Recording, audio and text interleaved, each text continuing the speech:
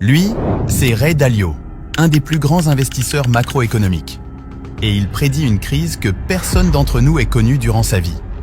Il dit que ça sera le plus grand changement que le monde ait connu depuis des décennies. Et pas beaucoup de gens sont préparés à ça.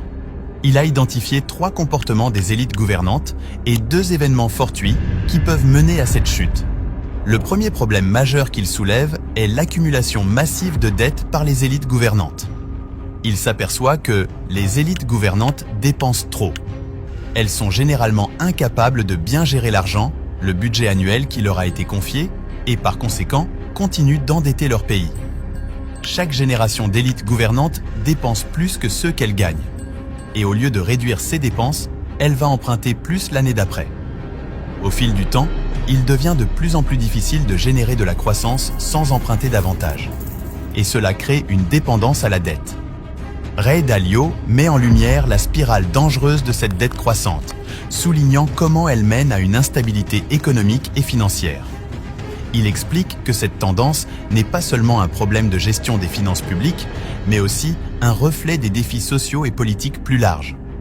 Les gouvernements, en cherchant à satisfaire les demandes immédiates de leurs citoyens sans tenir compte des conséquences à long terme, créent un fardeau financier qui pèse sur les générations futures. Et cela peut créer une énorme crise de dette. Pour éviter un effondrement économique dû à un excès de dette, les banques centrales commencent alors à imprimer plus d'argent. Mais cette situation est exacerbée par le fait que les solutions à court terme, comme l'impression de monnaie et l'augmentation des emprunts, ne font qu'aggraver le problème. Trop d'argent en circulation peut réduire sa valeur, entraînant de l'inflation. Les prix augmentent, ce qui peut réduire le pouvoir d'achat des gens. Il avertit que cette approche insoutenable pourrait conduire à des crises économiques majeures, affectant non seulement les marchés financiers, mais aussi la stabilité sociale et politique. Cela peut mener à une crise économique majeure où les bulles éclatent et les dettes deviennent insupportables. En outre, il explore comment cette accumulation de dettes influence les relations internationales et la dynamique du pouvoir mondial, en affirmant que les pays fortement endettés pourraient perdre leur influence sur la scène mondiale, ce qui pourrait entraîner un changement radical dans l'ordre mondial actuel. Le deuxième problème qu'il soulève est le conflit interne et le populisme et comment ils peuvent mener à une crise majeure. Lorsque les richesses et les opportunités sont inégalement réparties, lorsque les transformations rapides, comme la mondialisation ou les changements technologiques, laissent certaines parties de la population se sentir dépassées ou menacées, cela peut entraîner un mécontentement généralisé. Les personnes se sentant laissées pour compte sont plus susceptibles de soutenir des leaders populistes, qui prétendent représenter les intérêts du peuple ordinaire contre une élite perçue comme corrompue ou déconnectée. Dalio met en évidence la manière dont ces tensions sociales peuvent éroder les fondements d'une société stable. Il souligne que le populisme n'est pas simplement un phénomène politique, mais le symptôme d'une société en déséquilibre où les inégalités économiques et le sentiment d'injustice alimentent la division et le ressentiment. Cette dynamique crée un terrain fertile pour les leaders qui exploitent ces frustrations, souvent en promettant des solutions simplistes à des problèmes complexes. Par exemple, les leaders populistes peuvent privilégier des politiques économiques à court terme pour satisfaire leurs électeurs au détriment de la stabilité économique à long terme. Cependant, Ray Dalio avertit que le recours au populisme peut avoir des conséquences désastreuses. Les politiques populistes, bien qu'attrayantes dans leur rhétorique, peuvent souvent aggraver les problèmes qu'elles prétendent résoudre, conduisant à une plus grande instabilité économique et sociale. Il compare la situation actuelle à celle des années 1930 à 1945, une période marquée par une montée du populisme, des conflits internes et des changements radicaux dans de nombreux pays. Il explore également comment le populisme peut influencer la politique étrangère en conduisant à un repli sur soi et à une méfiance envers la coopération internationale. Cette tendance, selon lui, pourrait affaiblir les alliances traditionnelles et remodeler l'ordre géopolitique mondial. Le troisième problème que Ray Dalio soulève est un problème majeur qui concerne les conflits entre les grandes puissances et les changements dans l'ordre mondial. Ce conflit est réellement une rivalité entre les nations les plus puissantes du monde, souvent pour le contrôle des ressources, l'influence géopolitique ou la domination économique. Ces rivalités peuvent être économiques, comme la compétition pour les marchés mondiaux, ou militaires, comme la course aux armements.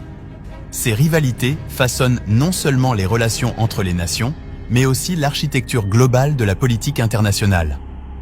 Il observe que ces conflits ne sont pas isolés, mais sont interconnectés avec les dynamiques économiques et technologiques mondiales, influençant les décisions en matière de commerce, d'investissement et de politique étrangère. Dalio met en lumière la montée de nouvelles puissances économiques et leur quête pour redéfinir l'équilibre du pouvoir mondial. Cette ascension crée des tensions avec les puissances établies, menant à des situations où la coopération internationale est souvent remplacée par la compétition et parfois même par la confrontation. Il souligne également que ces conflits de grandes puissances peuvent avoir des répercussions profondes sur l'économie mondiale. La compétition pour les ressources, les marchés et l'influence peut conduire à des politiques protectionnistes, des guerres commerciales et des fluctuations des marchés financiers, affectant les économies à l'échelle mondiale. En outre, il aborde la question de la course aux armements et de la sécurité militaire. Dans un monde où la technologie évolue rapidement, la course pour le développement d'armements avancés et de cybercapacités peut intensifier les tensions et augmenter le risque de conflit. Le quatrième problème soulevé par Ray Dalio concerne les actes de la nature, tels que les catastrophes naturelles, les pandémies et les problèmes climatiques, et leur impact sur l'économie mondiale. En effet, les catastrophes naturelles peuvent causer d'énormes destructions matérielles et des pertes en vies humaines, affectant directement les économies locales et nationales.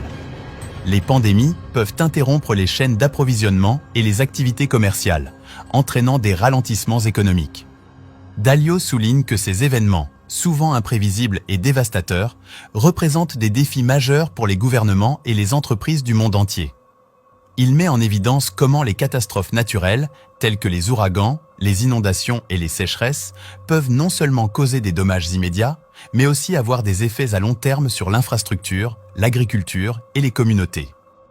Concernant les pandémies, il analyse leur capacité à bouleverser l'économie mondiale, comme nous l'avons vu avec la crise du Covid. Il explique que les pandémies ne sont pas seulement des crises sanitaires, mais qu'elles peuvent également provoquer des crises économiques en perturbant le commerce international, en réduisant la consommation et en créant de l'incertitude sur les marchés. La reconstruction après des catastrophes naturelles nécessite souvent d'importants investissements. Le cinquième danger évoqué par Ray Dalio est l'impact de la technologie sur l'économie et les marchés. Dans un monde où l'innovation technologique progresse à un rythme sans précédent, il examine comment ces avancées transforment non seulement les industries et les entreprises, mais aussi les structures économiques globales et les dynamiques du marché. Il souligne que la technologie, tout en étant un moteur de croissance et d'efficacité, peut également créer des perturbations significatives.